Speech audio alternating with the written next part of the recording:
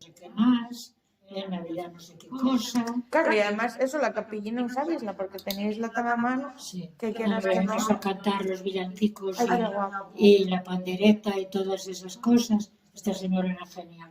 ¿Y no cantabais también por las cases? También. ¿Dibais por las cases cantando entonces? Para que nos echaran eso.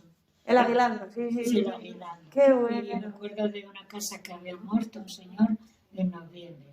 Nos dijo mi madre, preguntar si quieren que recéis o que cantéis. Ay, mira tú. Sí, y nos mandaron rezar. Bueno. Y nos echaron igual. Dijo mi madre, preguntar, ¿eh? No se os ocurra poneros a cantar.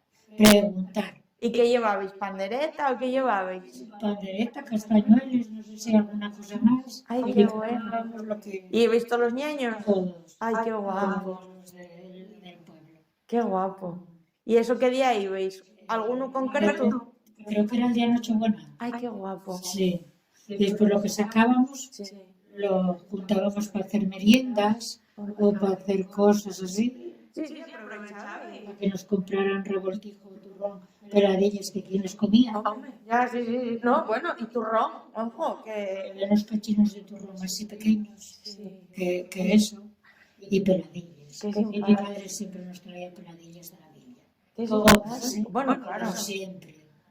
Ay, qué rico sabía. Hombre, pero claro, y es que, coime, era algo que era caro, era un lujo.